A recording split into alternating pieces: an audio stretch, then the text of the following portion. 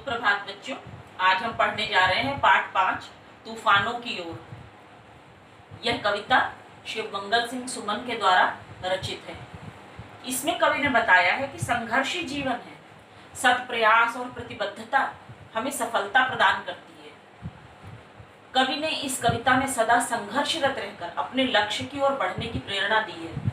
जिस प्रकार आग में रहकर सोना निखरता है, उसी तरह बाधाएं हमें जीने की नई राह दिखाती हैं तथा आगे बढ़ने के लिए हमारे इरादों को मजबूत बनाती हैं, और मजबूत इरादे हमें लक्ष्य तक पहुंचाते हैं। हमें अपने लक्ष्य को पाए बिना विश्राम नहीं लेना चाहिए। तूफानों की ओर घुमा दो नाविक निज पतवार, आज सिंधु ने विष उगला है, लहरों का यौवन मचला है। आज हृदय में और सिंधु में साथ उठा है ज्वार, तूफानों की ओर घुमा दो नाविक निज पतवार। कवि कहता है कि अगर तूफान आ रहा है तो नाविक उससे भागने के बजाय तुम उसकी तरफ अपनी पतवार मोड़ दो।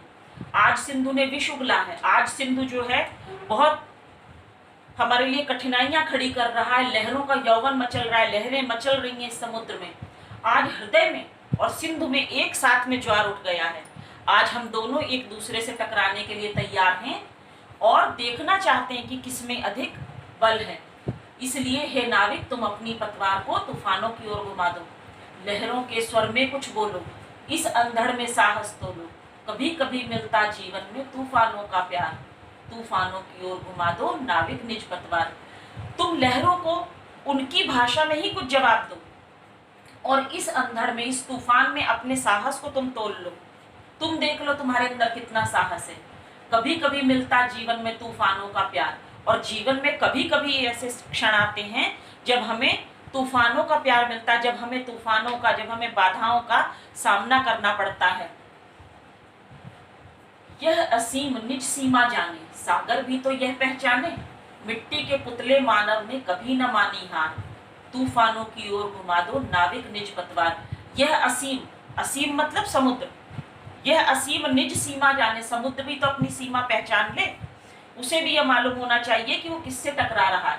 और सागर भी ये जान ले कि मिट्टी का पुतला भले हमें कहा जाता हो, मिट्टी का पुतला भले मानव को कहा जाता हो, लेकिन ये मिट्टी का पुतला मानव कभी भी हार नहीं मानता है और हर आने वाली परिस्थिति का, हर आने वाली समस्या का डटकर मुकाबला करता है। तूफानों की ओर घुमा दो नाविक निज पतवार।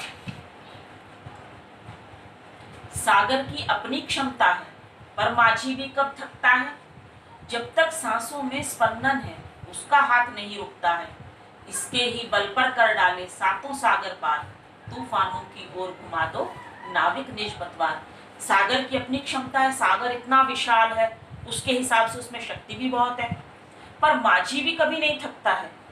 जब तक उसके हृदय में सांसें हैं, जब तक उसकी सांसों में स्पंदन है, जब तक उसकी सांसें चल रही हैं, तब तक उसके हाथ कभी नहीं रुकते हैं। और इस शक्ति के भरोसे पर ही उसने सातों सागर पार कर डाले हैं। मतलब दुनिया की कोई ऐसी जगह नहीं है जहां पर मनुष्य की पहुंच ना हो पाई हो। तो अपने इसी धैर्य, अपने इसी हिम्मत के बल पर ही मनुष्य कुछ भी कर सकने में सक्षम है। इस कविता के द्वारा कवि इसी बात को प्रमाणित करना चाहता है। इस कविता को आप लिखेंगे सुंदर सुंदर लेख में, इसके कठिन शब्दों को लिखेंगे तथा इसके शब्दार्थ आप अपनी फेयर कॉपी में करेंगे।